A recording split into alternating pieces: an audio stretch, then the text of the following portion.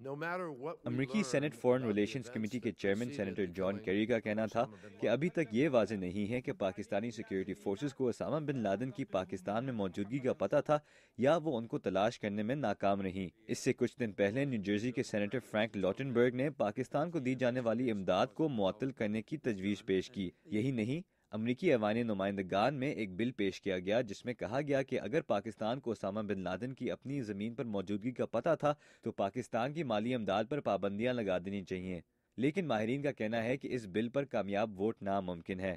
Saint میں hearing کے دوران بھی کچھ سینیٹرز نے کہا کہ کم از کم مالی امداد کی رقم پر نظر ثانی ہونی چاہیے۔ میریلینڈ کے سینیٹر بینجامن کارڈن: آپ نے کہا کہ مالی امداد پر شرائط کو زیادہ سخت کر دینا چاہیے۔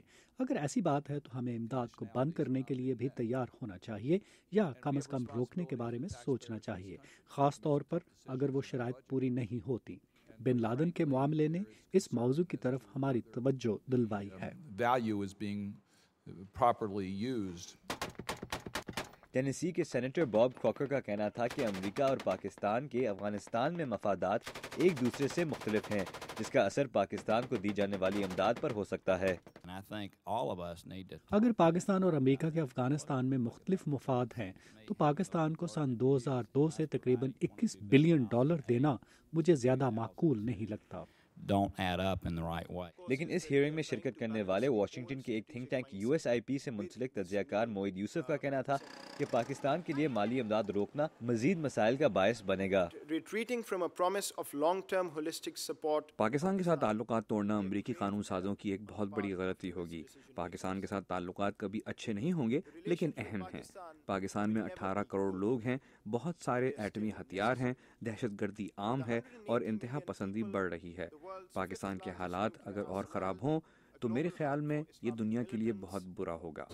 پچھلے ہفتے ایوان نمائندگان کے اسپیکر جان بینر نے کہا کہ امریکہ کو پاکستان کے ساتھ تعلقات اور مضبوط کرنے چاہیے اور مالی امداد کو جاری رکھنا چاہیے، جبکہ اسی ہیئرنگ کے دوران سینیٹر کیری نے یہ بھی کہا کہ اب بھی پاکستان سے تعلقات قائم رکھنے میں امریکہ کا فائدہ ہے۔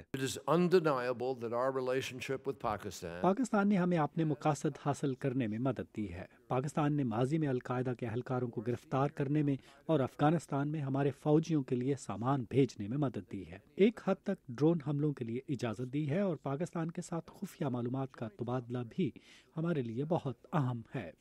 اس موقع پر سینیٹر رچرڈ لوگر نے، جو کیری لوگر بل پیش کرنے والوں میں شامل ہیں، یہ بھی پوچھا کہ پاکستان کو دی جانے والی امدادی رقم اب تک کیوں نہیں مؤثر انداز میں استعمال ہو سکی۔